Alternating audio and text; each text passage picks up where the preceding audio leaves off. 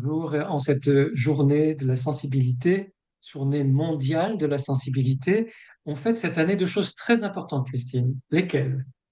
Les 30 ans de la reconnaissance de la haute sensibilité et quelque chose aussi qui est très important, les 10 ans de la création de l'Observatoire de la sensibilité.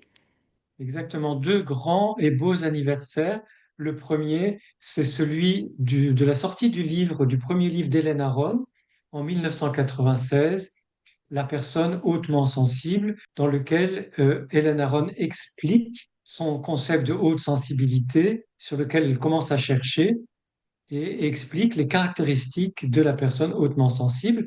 Et depuis 30 ans, Hélène Aron et son mari, Arthur Aron, et d'autres collègues à elle et à lui, n'ont cessé de chercher sur la haute sensibilité pour mieux nous faire comprendre ce tempérament, ce trait qui concerne 30% de la population mondiale et qui n'est pas une anomalie ou une maladie ou une pathologie, etc., puisque c'est simplement une nature différente dans ce grand continuum de la sensibilité où certaines personnes sont moins sensibles, d'autres moyennement sensibles et d'autres comme toi et moi, 30% de la population, nous sommes plus sensibles que la moyenne.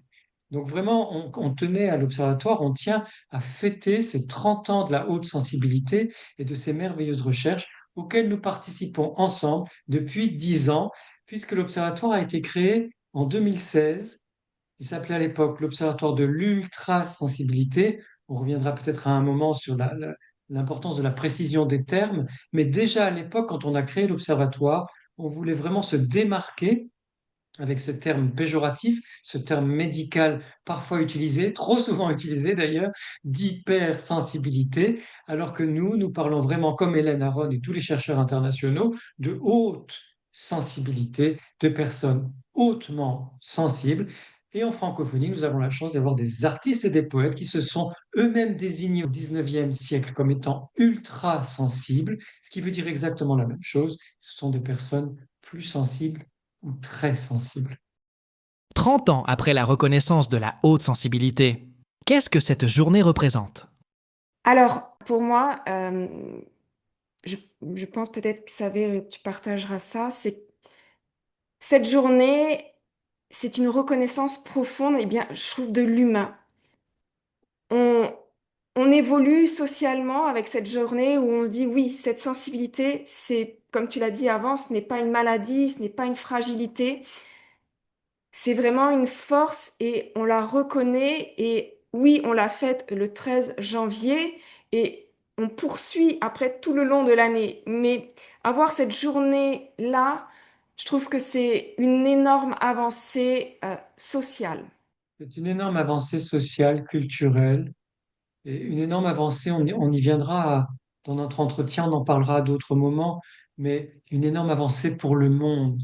C'est-à-dire que cette journée mondiale de la sensibilité, elle remet au centre de nos vies, au centre de nos préoccupations, la sensibilité humaine, sous toutes ses formes, en la valorisant, en montrant à quel point c'est important d'être sensible et de pouvoir l'exprimer tout en expliquant chaque année, en donnant des informations précises sur la haute sensibilité, sur cette sensibilité plus élevée que la moyenne, qui a besoin d'être mieux connue pour pouvoir accompagner les enfants, les adolescents, les adultes à l'école, dans leurs études, au travail, en politique ou partout ailleurs, même dans la famille, dans les relations plus intimes comme les relations amoureuses ou les relations amicales.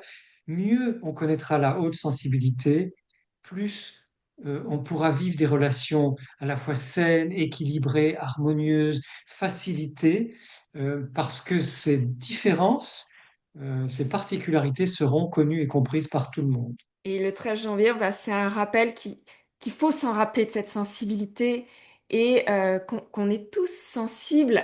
Et ça ne parle pas que de la haute sensibilité, cette journée. Elle parle de sensibilité et que, en fait, si on est humain, on est sensible. Si on est vivant, on est sensible. Parce que les animaux aussi sont sensibles. C'est pour ça que j'ai rajouté ce côté de vivant. L'animal est sensible, comme les arbres et tout ça. Donc, ça parle, cette journée, de sensibilité et c'est très important de le rappeler parce qu'on l'oublie trop souvent. Oui, que comme tu le dis, si on est vivant, on est sensible. Et donc, on ne peut pas être trop vivant, on ne peut pas être trop sensible. Ça aussi, c'est important de le rappeler. Il ne peut pas y avoir trop de sensibilité. Il y a simplement des sensibilités comme la tienne, la mienne et celle de milliards de personnes sur cette planète, des sensibilités très vives, c'est-à-dire très vivantes. Qu'avons-nous appris de plus essentiel sur la haute sensibilité grâce aux nouvelles recherches? Alors, les recherches sont importantes, elles nous apportent des précisions. Maintenant, grâce à ces 30 ans de recherche, on sait ce que c'est que la haute sensibilité et vous trouverez sur le site de l'Observatoire ou sur le site de Christine ou le mien la description exacte de ce que c'est que la haute sensibilité avec ses caractéristiques. Les nouvelles recherches, elles vont donc apporter des compléments d'information importants, comme par exemple le fait que au repos, je crois qu'on en avait parlé l'année dernière, au repos, le cerveau des personnes hautement sensibles continue à être en activité, y compris la nuit quand nous dormons. Parce que toutes les informations reçues pendant la journée ne peuvent pas être traitées par le cerveau. Donc, le cerveau des personnes hautement sensibles continue son activité pendant les siestes, les moments de relaxation, de méditation ou pendant le sommeil. On a mis aussi en évidence le fait que cette sensibilité avantageuse qui fait que nous profitons plus des bonnes choses, mais nous sommes aussi plus impactés par ce qui est difficile, va faire que les personnes hautement sensibles sont plus stressées que la moyenne, plus facilement stressables, fatigables, on le savait, irritables, on le savait, mais aussi stressables, et peuvent rester plus longtemps dans un état de stress. Donc faisons attention quand nous sommes ultra sensibles à cette question du stress. Les personnes hautement sensibles, et notamment les enfants et les adolescents, peuvent, s'ils sont dans des environnements perturbants ou pas assez soutenants, développer plus facilement de l'anxiété et de la déprime. Faisons très attention aux enfants et aux adolescents très sensibles. On sait aussi que si leurs parents ou les adultes qui les accompagnent font preuve de bienveillance, ces enfants hautement sensibles vont pouvoir beaucoup, beaucoup mieux réguler leurs émotions. Donc surtout, ne dites plus jamais qu'un enfant fait des caprices.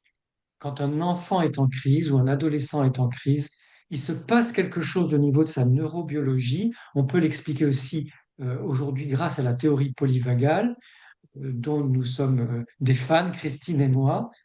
Cette théorie polyvagale, qui est une explication neurobiologique de ce qui se passe dans notre système nerveux autonome, permet d'expliquer beaucoup de nos réactions, beaucoup de notre façon d'être au monde, et à plus forte raison quand nous sommes hautement sensibles, nous avons besoin de pouvoir repérer ces moments de saturation physique, émotionnelle ou autre, ou cognitive ou autre, pour pouvoir prendre du temps pour nous, trouver une forme de régulation, et chacune et chacun de vous a ces formes de régulation, et pouvoir mieux répondre aux enjeux ou aux défis du monde actuel.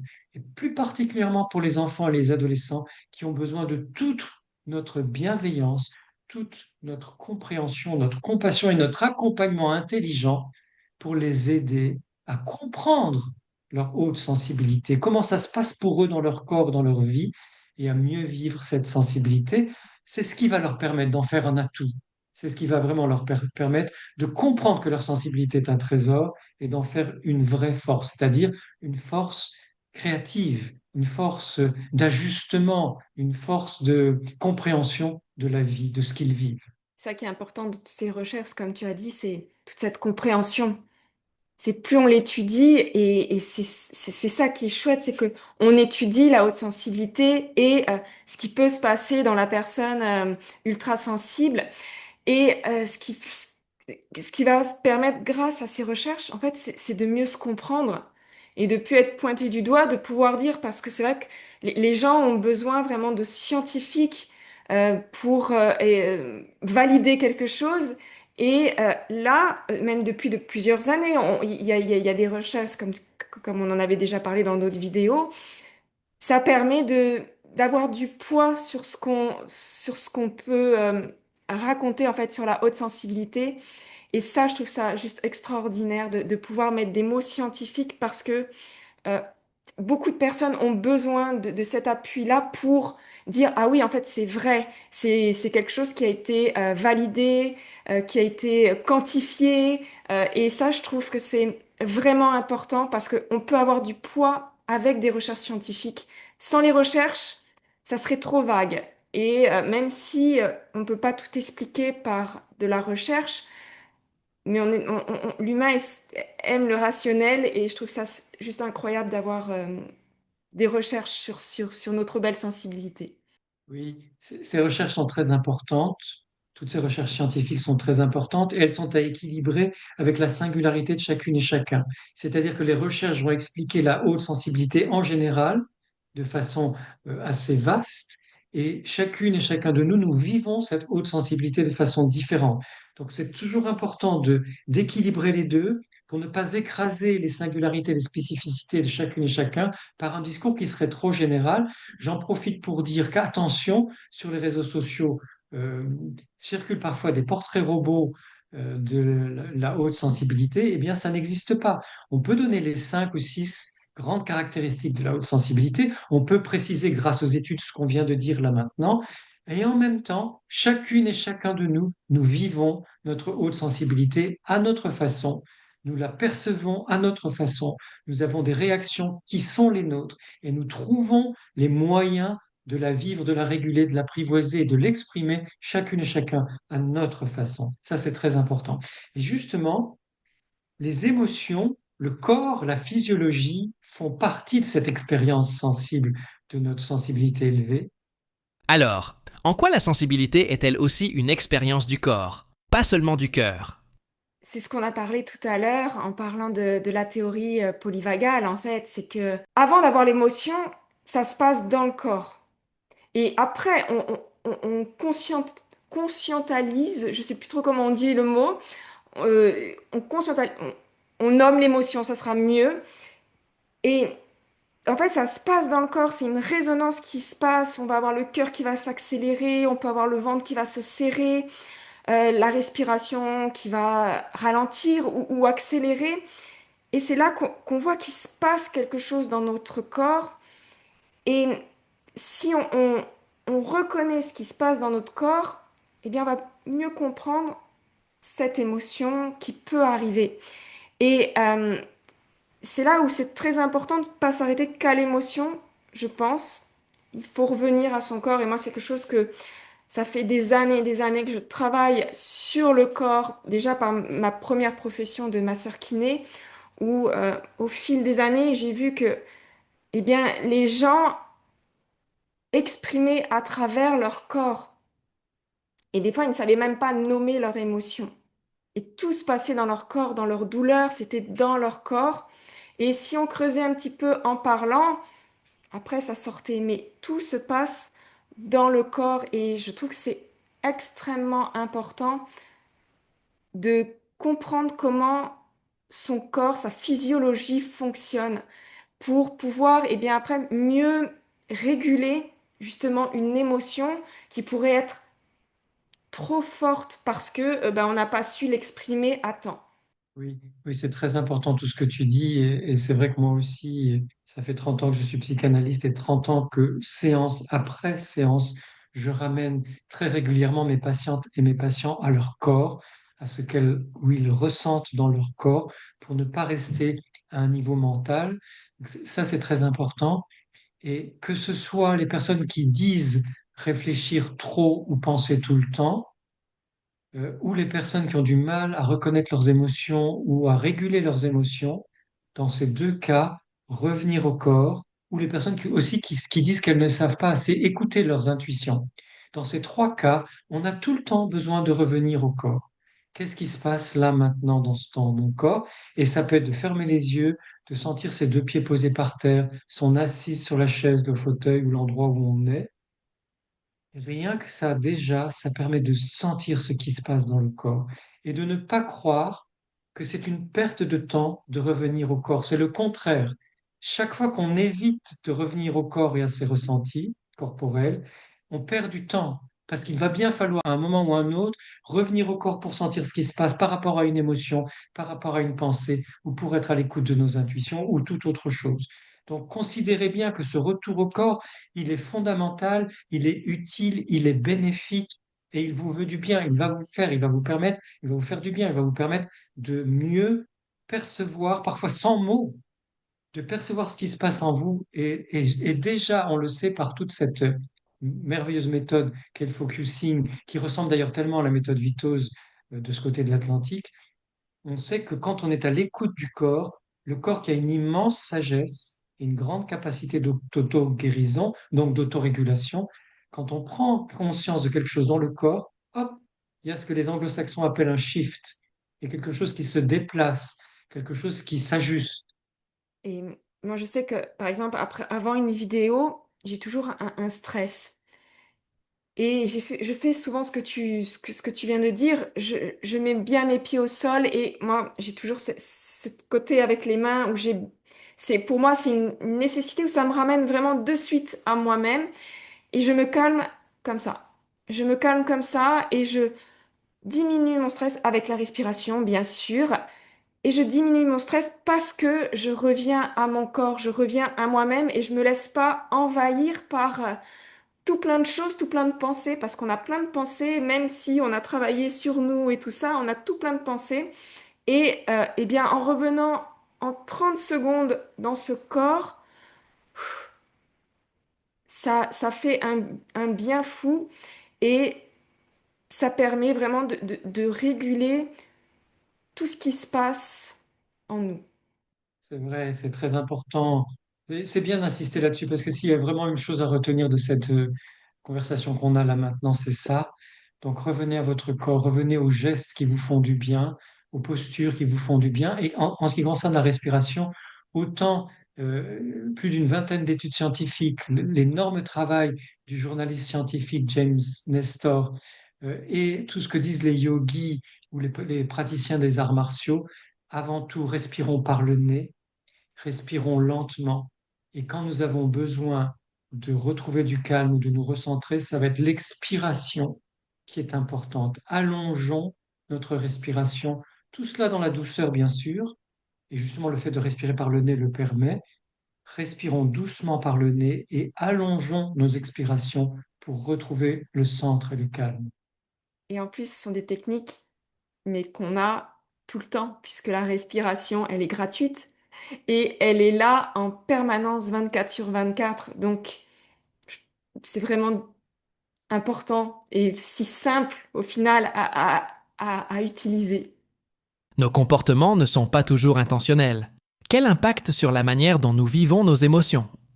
Alors, pour moi, c'est une preuve qu'on contrôle pas tout, déjà, et on n'est pas non plus obligé de tout contrôler, parce que des fois, et souvent, on a des réactions qui viennent de mécanismes de protection.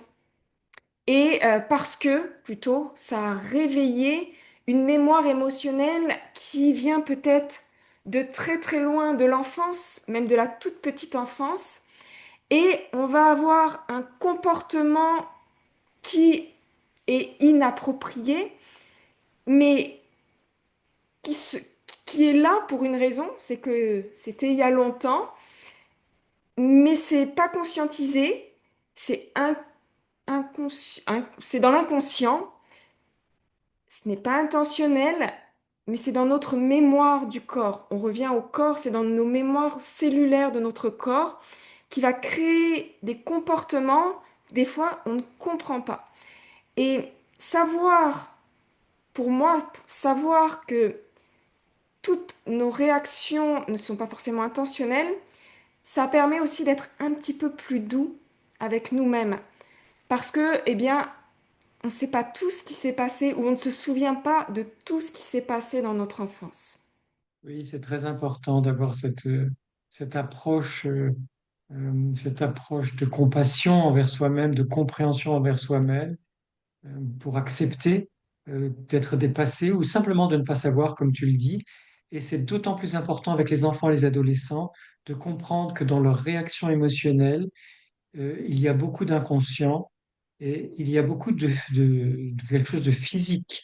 Et tous les spécialistes de la théorie polyvagale, surtout celles et ceux qui s'occupent des enfants, nous expliquent à quel point les enfants ne font pas exprès d'être en crise, ne font pas exprès d'avoir des difficultés ou ne font pas exprès d'être débordés par leurs émotions. Au contraire, c'est quelque chose qui leur arrive à travers leur corps, à travers ce système nerveux autonome qui est fortement mobilisé par des situations difficiles, à l'école, dans les centres commerciaux, dans les transports, dans la rue, parfois en famille, ou pour les enfants hautement sensibles quand il y a une saturation, notamment en fin de journée. Donc, soyons aussi dans cette compassion, cette compréhension, cette bénévolence à l'égard des enfants et des adolescents pour accueillir leurs réactions émotionnelles comme quelque chose qui les déborde, mais pas, surtout pas à l'interpréter comme ils le font exprès. Et ils nous testent. Qu'est-ce qu'on peut entendre? Cette bêtise des psys qui disent que l'enfant teste l'adulte. Pas du tout, l'enfant fait ce qu'il peut et souvent il est dépassé par ce qui lui arrive. Donc, ayons vraiment à l'esprit cette notion de neurobiologie pour accueillir les émotions de nos enfants et nos adolescents avec la plus grande compréhension, la plus grande bienveillance et compassion. Et cette théorie polyvagale, moi je suis au tout début de la formation de Stephen Borges et je trouve ça juste très intéressant, tout ce que j'apprends. Et je pense, vous savez, tu as un petit peu plus de connaissances que moi, puisque moi, je suis vraiment, ça fait qu'un mois que je suis dans la formation, une formation de 6 mois. Donc, je suis vraiment qu'au début. Est-ce que tu pourrais justement, comme on parle beaucoup de cette théorie, la polyvagale, on a cité beaucoup ce nom. Est-ce que tu peux expliquer un petit peu ce que c'est? Alors, la théorie polyvagale a été créée par, en tout cas mise en évidence par un professeur de psychiatrie américain, le docteur Stephen Porges, qui est parti d'un siècle d'études de neurobiologie qui montrent que notre système nerveux est autonome, c'est-à-dire qu'il ne dépend pas de la volonté et que nous avons tout intérêt à comprendre comment nous fonctionnons sur le plan de ce système nerveux pour pouvoir nous ajuster aux moments différents de la vie. Et donc, il a mis en évidence trois fonctionnements de ce système nerveux qui sont hiérarchisés. Le premier fonctionnement, quand tout va bien, comme là maintenant, on est en relation, on est en confiance, on se sent dans une situation de sûreté, de fiabilité. Attention, hein, parce que les anglo-saxons parlent de safe et safety. Parfois, c'est très mal traduit en français par cette idée de sécurité, mais c'est pas ça. Derrière safe et safety, il y a surtout la confiance, la fiabilité, le fait de se sentir sûr ou en capacité de maîtriser ce qui nous arrive, d'être suffisamment tranquille. Eh bien, cet état-là met en activité notre nerf vague ventral. Le nerf s'appelle vague parce que c'est un nerf vagabond, c'est le plus grand nerf du corps. Il part du crâne et du cerveau pour aller partout, partout, partout dans le corps, de la tête aux pieds, notamment dans tous les organes vitaux, le cœur, la respiration, les poumons et tous les organes digestifs. Donc, quand nous sommes dans cet état de calme, de confiance, d'engagement social, de créativité, de curiosité, et de compassion, c'est le nerf vague ventral qui est en activité. En revanche, quand le corps, même déjà inconsciemment, sent un risque ou un danger potentiel, il va activer le système sympathique qui va décharger une hormone qui s'appelle l'adrénaline pour nous permettre de mobiliser nos muscles, notre respiration et notre cœur pour pouvoir repousser ce qui nous gêne, le fuir si nous ne pouvons pas le combattre et le combattre si nous nous sentons de taille à affronter la situation. Et ça, c'est très bon parce que notre corps est bien fait pour faire face à des situations difficiles qui vont durer quelques minutes à quelques heures. Si nous nous installons dans ce mode de fonctionnement qu'on appelle la mobilisation ou l'activation du système sympathique, à ce moment-là, nous nous fatiguons, nous nous épuisons et nous risquons certaines formes de burn-out physique, cognitif ou émotionnel. Et la troisième forme de réponse, c'est quand il y a un véritable danger qui concerne notre survie, où nous croyons que nous allons mourir, ou nous sentons que nous allons mourir, si vraiment c'est le cas. À ce moment-là, c'est le nerf vague dorsal qui s'active et qui va nous immobiliser. On parle d'immobilisation, de sidération, d'hébétude, de pétrification, de paralysie, etc. Les Américains ou les Anglo-Saxons parlent de freeze, c'est-à-dire on se sent gelé tellement on est pris par cette stupeur, cette terreur. Et à ce moment-là, on ne peut plus rien faire. On n'arrive plus à parler, on n'arrive plus à bouger. C'est pour ça que dans certaines situations, on se dit, ah tiens, j'ai pas réussi à répondre. c'est parce qu'on a été sidéré, ou je n'ai pas réussi à m'enfuir, on a été sidéré, on a été pétrifié. Et c'est très important de repérer, ça c'est le grand apport de la théorie polyvagale, de pouvoir repérer ce troisième état d'immobilisation, parce que en thérapie, on va apprendre à en sortir, à revenir grâce à un bref passage par le système sympathique, une remobilisation, on va pouvoir revenir au système d'activation du nerf vague ventral, donc à cet engagement social, ce calme, cette confiance, cette curiosité, cette créativité. Donc voilà ce que nous apprend la théorie polyvagale dans les grandes lignes. Et à partir du moment où on en a la connaissance, on peut beaucoup mieux comprendre toutes sortes de situations, de ce qui nous arrive à nous dans notre vie quotidienne, mais aussi de ce qui arrive à nos proches ou à nos patientes, nos patients, nos coachés, les personnes que nous accompagnons. Et ça permet, voilà, toujours, on revient au corps. Cette, théorie, elle revient au corps et enfin moi ce que j'apprends, je trouve ça extraordinaire et j'ai hâte de voir la suite. Nous ne sommes pas seuls à être sensibles. Pourquoi est-il si important aujourd'hui de se relier entre personnes sensibles? Savoir qu'on n'est pas seul, ça crée du lien et le lien, il apaise. Parce que si on est seul, bah, on va se sentir différent, à part, pas normal, en décalage, alors que si on sait qu'il y a d'autres personnes avec une sensibilité plus élevée, on va se sentir enfin compris. Et je trouve que c'est important justement de ne pas rester seul, c'est de s'entourer pas que de personnes hautement sensibles, bien sûr, mais de s'entourer de personnes plus sensibles aussi, parce que ça va mettre un apaisement en soi de se dire, ah, il y a d'autres sensibles comme moi. On m'a toujours dit que j'étais différent, à part, pas normal. Mais non, en fait, il y en a d'autres comme moi. Et pour ma part, quand j'ai appris que j'étais hautement sensible, mais je me suis relâchée, j'avais plus les épaules qui étaient super hautes et la tête rentrée dans les épaules. Non, je me suis redressée et j'ai fait, ah, je suis pas seule.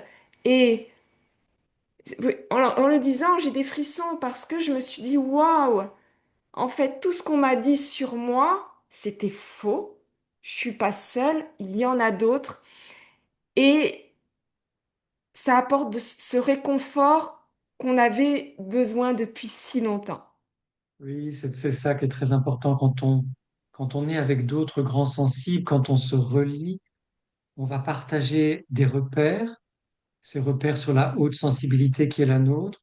On va pouvoir partager aussi des expériences vécues, des difficultés traversées ou des épreuves traversées dans le rejet qu'on a pu vivre, enfant, adolescent ou adulte, à cause de cette grande sensibilité, mais aussi tous les moments de grâce, tous les moments de créativité, tous les moments où on a trouvé comment réguler, vivre, apprivoiser notre haute sensibilité. Et ce partage-là aussi est très fécond, il est très fort pour donner confiance aux personnes hautement sensibles. Et ça me permet de faire le lien avec une autre grande idée que nous avons avec Christine, c'est changer le monde, permettre à ce monde de devenir plus sensible, plus humain, plus vivant.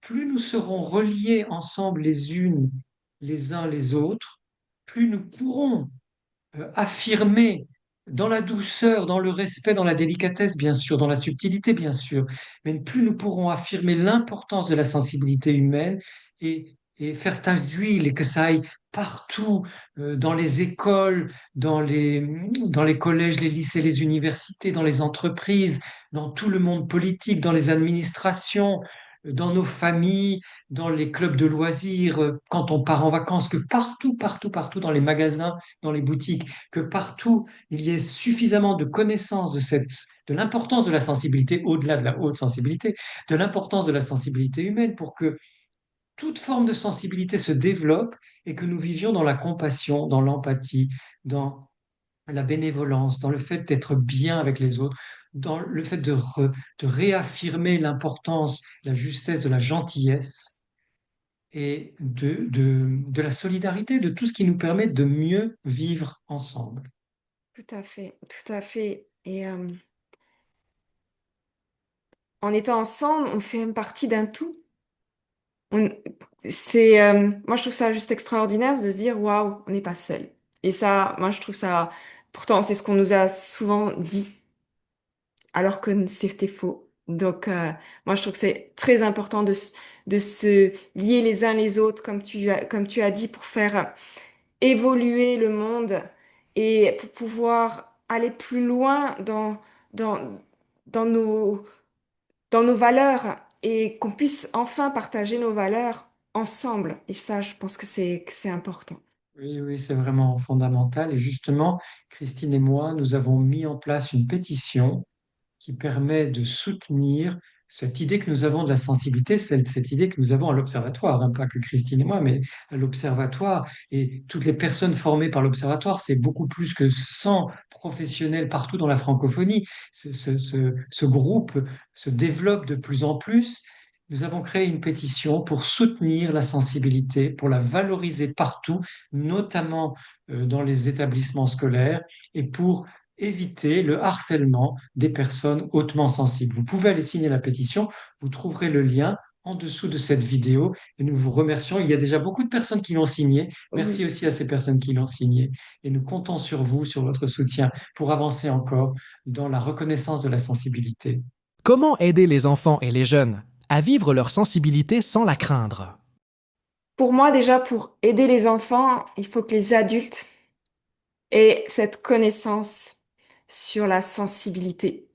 Euh, pour moi, on ne peut pas aider les enfants si les enseignants, si les infirmiers scolaires, si les chefs d'établissement n'ont pas cette connaissance sur la haute sensibilité. D'ailleurs, derrière, j'ai le projet Fragile Power que je vais laisser Saver en parler parce que tu as participé à cette création. Euh, c'est un projet qui est juste extraordinaire. Donc là, je te laisse la parole, Saver. Oui, c'est une chance extraordinaire parce que c'est un projet européen, ce qui montre bien que nous ne sommes pas seuls. Nous ne sommes pas seuls à faire tant pour la haute sensibilité, la connaissance et le respect de la haute sensibilité dans tout le monde francophone. Il y a aussi d'autres pays en Europe qui s'activent, qui se mobilisent pour faire connaître la haute sensibilité, et notamment en Tchécoslovaquie. Nous avons travaillé pendant 2 ans avec des associations et des instituts tchécoslovaques pour mettre au point 2 outils à la suite d'une grande enquête, pour mettre au point 2 outils qui nous semblent très utiles. Un guide pour les éducateurs, ce guide pour les enseignants, les infirmières, les infirmiers, les psychologues scolaires et les parents. Ce guide, vous pouvez le télécharger gratuitement sur le site Fragile Power. Vous trouverez aussi le lien en description. Alors, je précise que dans ce guide, il y a une description précise avec des exemples de ce qu'est la haute sensibilité, comment elle se manifeste chez les élèves, qu'ils soient enfants ou adolescents, et comment les enseignants peuvent euh, mieux l'appréhender, mieux la vivre et la réguler dans la classe avec une dizaine d'exercices à la fin, d'exercices pratiques à faire en classe qui sont véritablement très utiles pour aider autant les élèves que les enseignants. Et nous avons aussi créé une bande dessinée pour expliquer cette fois-ci aux jeunes ce qu'est la haute sensibilité et comment ils peuvent l'apprivoiser, l'accueillir, l'accepter, mieux la vivre et mieux la faire comprendre à leurs proches. Et là aussi, vous trouverez dans la description le lien pour le téléchargement gratuit de cette bande dessinée. Et ils sont super bien faits. C'est simple. La lecture est simple. Et ça, moi, je sais quand je l'ai lu, j'ai trouvé ça juste extraordinaire parce que on comprend facilement les termes, les mots. Et c'est important parce que si l'adulte change son regard sur la sensibilité, change son regard sur la haute sensibilité et va changer son regard sur l'enfant ultra sensible, eh bien l'enfant lui-même va changer son regard sur lui-même. Et je pense que c'est déjà comme ça. On peut, après avoir différents exercices pour les enfants, différentes techniques, mais si l'adulte, lui, ne change pas à la maison pour les parents ou l'enseignant passe son regard sur lui, même si l'enfant fait 36 000 exercices, à l'intérieur, ça va être un petit peu compliqué quand même. Alors que si le regard de l'adulte en face de lui est différent, eh ben, son regard sur lui-même, je pense, sera aussi différent. Oui, tout à fait. Ça me fait penser à ton très beau livre qui s'appelle Intensément vivant, qui sort en janvier et que je recommande à tout le monde parce que c'est vraiment cette démarche-là que tu expliques à partir de toi-même, des personnes que tu reçois. Ce changement de regard, il est central dans ton livre et il permet de se resituer dans la fierté d'être hautement sensible, dans l'accueil complet de l'être qu'on est avec cette sensibilité-là, dans cette possibilité de déployer cette sensibilité au quotidien dans toutes les dimensions de notre existence. Et ton livre le met vraiment très en valeur, intensément vivant. C'est au courrier du livre et je vous recommande la lecture de ce magnifique livre écrit par Christine avec une immense sincérité. Et moi, ce livre me touche beaucoup et je l'aime énormément. Merci Saverio. Quand j'ai écrit ce livre, je voulais vraiment partager toute cette intensité qu'on a à l'intérieur de nous, qui oui, peut être un défi. Quand on ne le comprend pas, c'est un énorme défi. Quand on comprend, c'est un défi aussi. Mais il y a tellement d'autres choses derrière que les défis, eh bien, ça me nuise. On sait les reconnaître et on sait en fait qu'à l'intérieur, sans notre sensibilité, on serait plus rien. Et on se relie à la vie. Et c'est pour ça que j'ai voulu mettre ce terme de vivant. C'est que pour moi, la sensibilité, c'est on est vivant. Et nous sommes intensément plus vivants en ayant cette sensibilité à l'intérieur de nous. Vers quoi peut-on se tourner pour ne pas rester seul avec tout ce que l'on ressent? Alors, quand on se ressent intensément, il faut pas rester seul avec ça. Comme on a dit un petit peu plus tôt dans l'interview, on n'est pas seul. Et maintenant, à l'heure actuelle, on a plein de ressources sur la haute sensibilité. Et ça permet justement d'aller piocher dans des sites qui ont une véritable connaissance sur la haute sensibilité, comme l'Observatoire de la sensibilité, vous avez plein d'informations sur ce qu'est la haute sensibilité. Sur ton site, d'ailleurs, Saverio, tu as un blog aussi sur la sensibilité, sur la haute sensibilité, et allez le voir, je mettrai aussi les liens.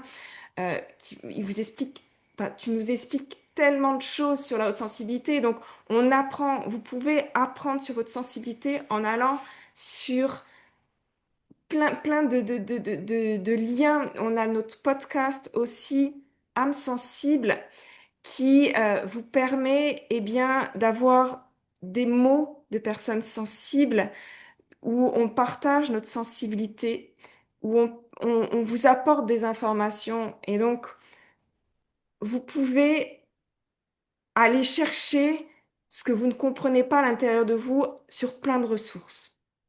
Oui, c'est important de trouver les bonnes informations et qui vont nous permettre d'y voir vraiment clair sur ce que nous vivons, sur ce que nous ressentons, sur ce que nous traversons parfois. Donc, allez sur ces sites qui apportent les bonnes informations. Et vous avez aussi toute la quinzaine de la sensibilité qui commence aujourd'hui, puisque nous sommes le 13 janvier, elle va se dérouler pendant 2 semaines. Vous pouvez là aussi apprendre beaucoup de choses en suivant le programme de cette quinzaine de la sensibilité. Et maintenant, c'est à nous de vous adresser une question fondamentale. Qu'est-ce que vous allez faire avec toutes ces informations recueillies, récoltées pendant cette quinzaine de la sensibilité?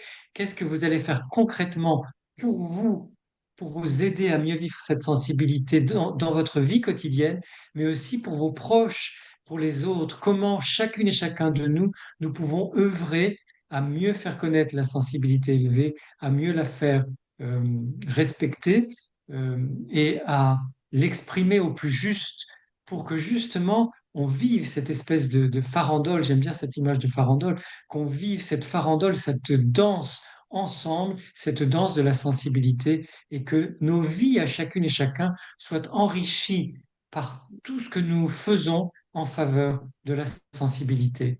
Un grand merci. Merci beaucoup, Christine. Merci Saverio. Alors, vous pouvez répondre à cette question en commentaire. Comme ça, on pourra lire et voir vos réponses.